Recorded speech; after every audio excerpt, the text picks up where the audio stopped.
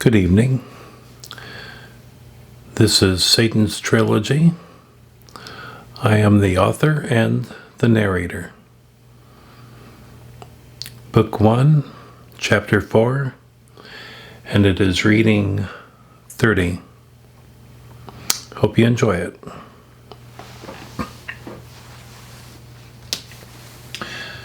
Well, Esther, let's get this day started. Brandy stood up from the table. Can I help with these dishes, Esther? Brandy knew the answer would be no, but she felt compelled to ask anyway. Thank you for asking, Aunt Brandy, but I enjoy keeping the kitchen clean and neat. Plus, I have a lot of time before class starts. Why don't you go ahead and get ready for work while I clean up? Esther smiled while grabbing the dishes and taking them to the sink. Esther preferred to wash the dishes at the sink and not use their dishwasher.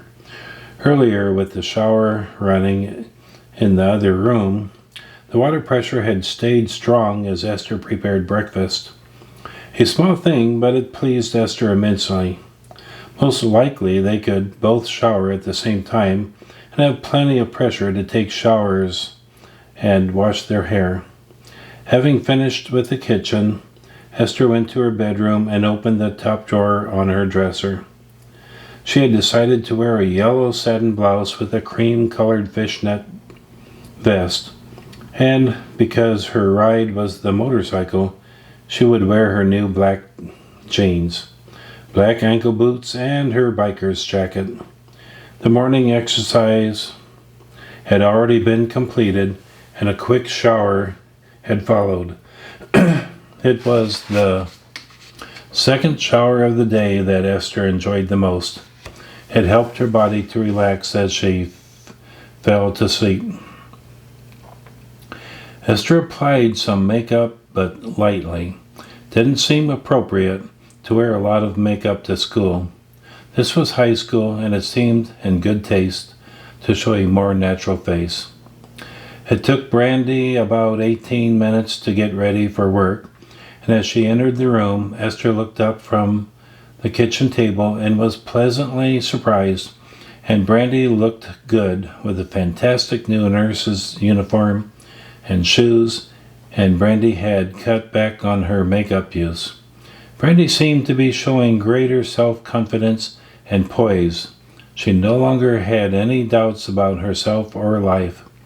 Esther could see all of this in Brandy's entrance to the living room. What do you think, Esther? Brandy asked while lifting her arms midway and turning full circle. And Brandy, you look fantastic, but I see something else. You look confident.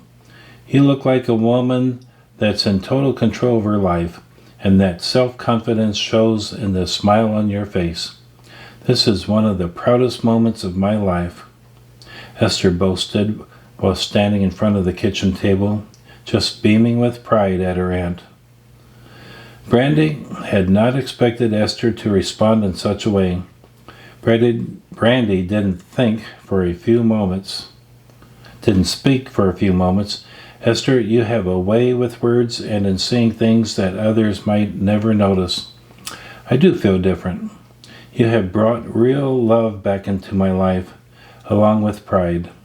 Glancing at the clock on the wall, Brandy said, Esther, I have to leave for work. I'll be home at a little after 5.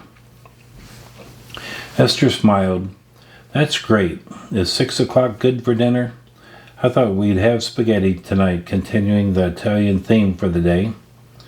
If you ever have another offer for dinner that you don't want to pass up, just call my number and leave a message. The school doesn't allow the use of cell phones during classes, but I'll get your message and plan accordingly. Plus, Aunt Brandy, if you ever want to invite someone for dinner, just let me know. I love cooking for others. Wow, said Brandy. You just tossed out a lot there.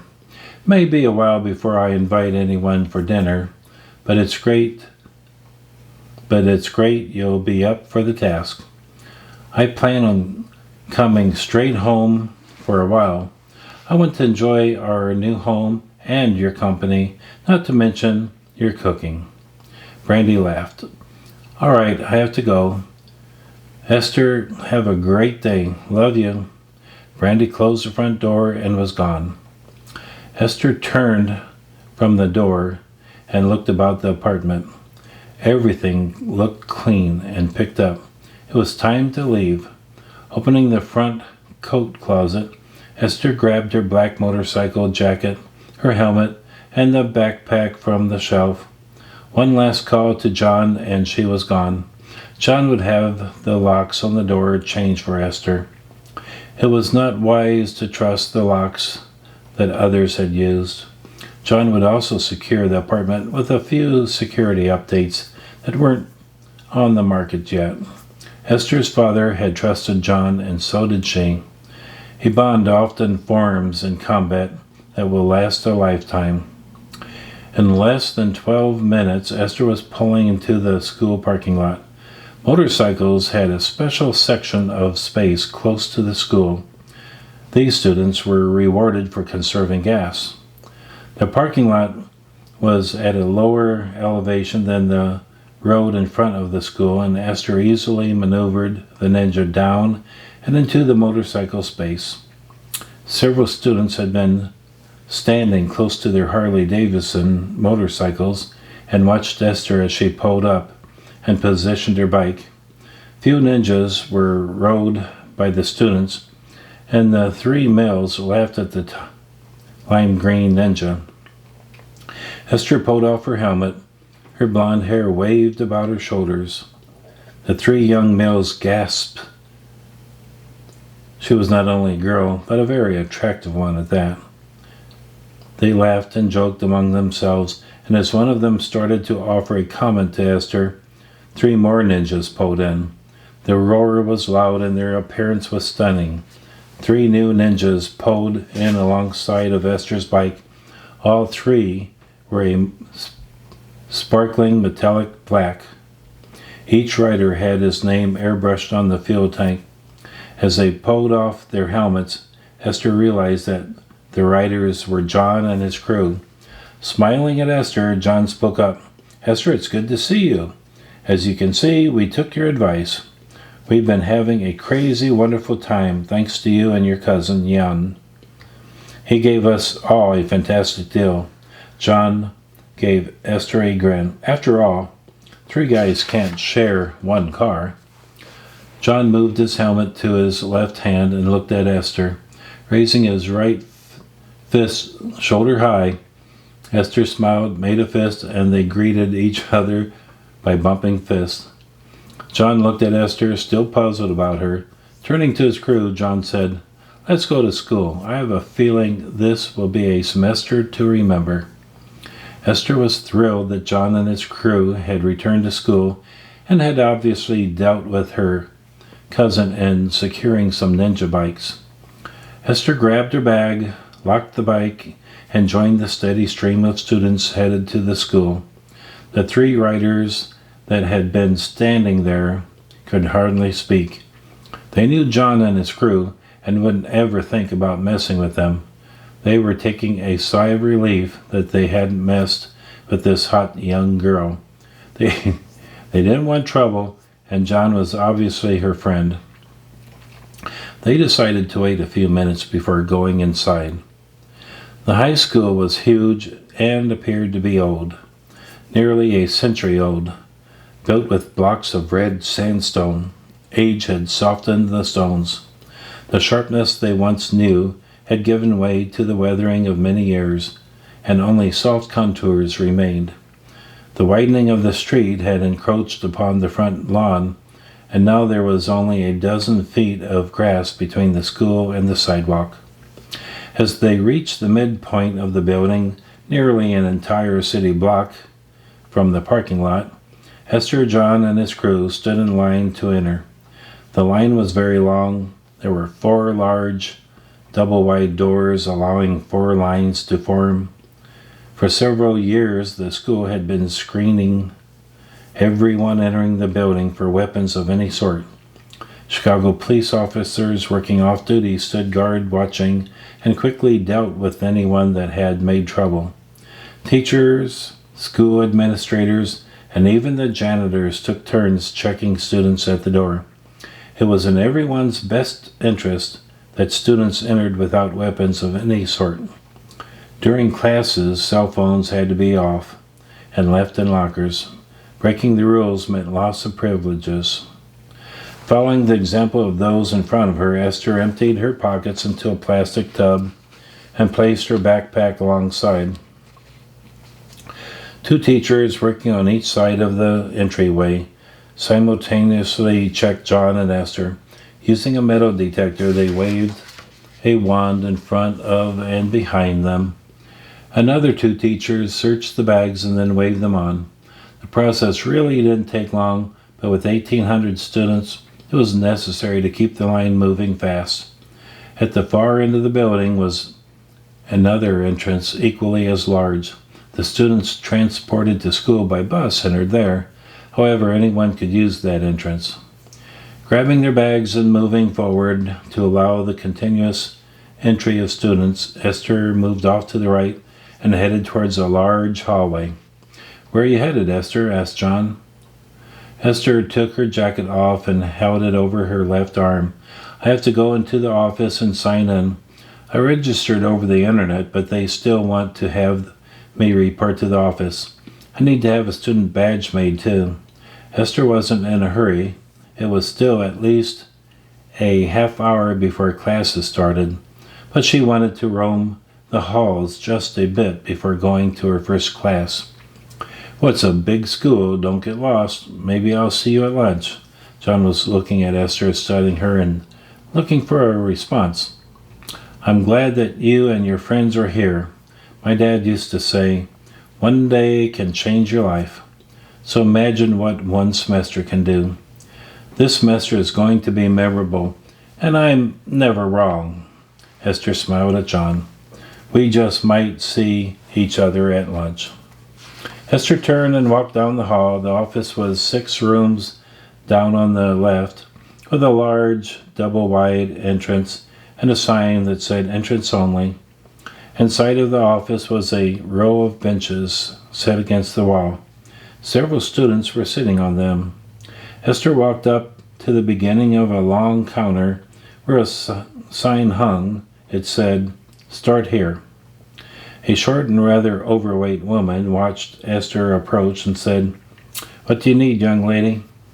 Trying to force a smile, the heavy woman failed miserably. "Good morning. This is my first day at Grant High School.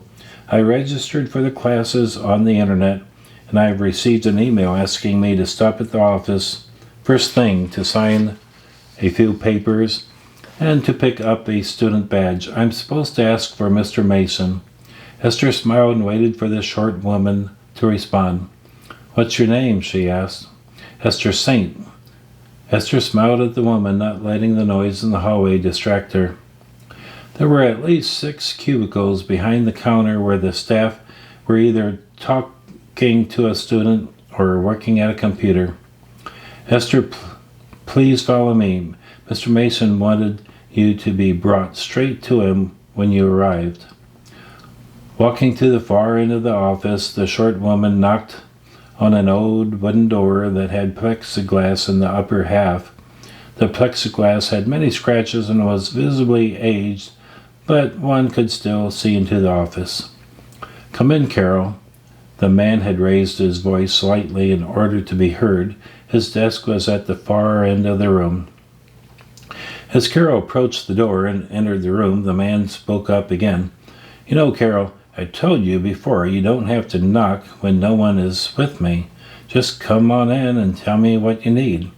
He left his desk and had reached Carol by the time he finished refreshing Carol's memory. "Yes, Mr. Mason, I'll try to remember that." Carol appeared to be all business, and Esther judged from her response that Carol would never enter the office without knocking first. Mr. Mason turned his head towards Esther and spoke up. "You must be Esther Saint. I've been looking forward to meeting you." "Carol, thanks for bringing Esther into my office. We're going to have a short talk. Please hold any calls, and will you close the door on the way out?"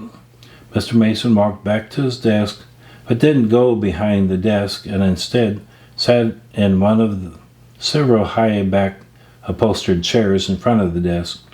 Esther had followed him. "Esther, please sit for a moment. You signed up for a full load of honors classes. Looking at your transcripts, it would appear that you are qualified, but you didn't take a language course." Mr. Mason was at least 6 feet 4 inches tall and had a strong stature about him.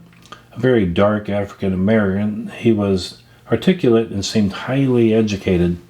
Several schools had tried to coax him away from Grant High, but he chose to stay. Mr. Mason had been a student at Grant High and not only loved his job, he loved the school. Esther smiled at Mr. Mason, who she immediately decided she liked. "I thought creative writing could pass as a language class." Esther smiled and watched for a response. "But Esther, don't you want to take a class in a foreign language?" Mr. Mason pressed on. "English is a foreign language for me. My natural language is Chinese." Esther laughed and went on. "I was born and raised in China for most of my life. My father insisted that I speak English, but I first spoke Chinese." Getting up from his chair, Mr. Mason went behind the desk and buzzed his intercom. "Miss Lee, will you please come into my office?"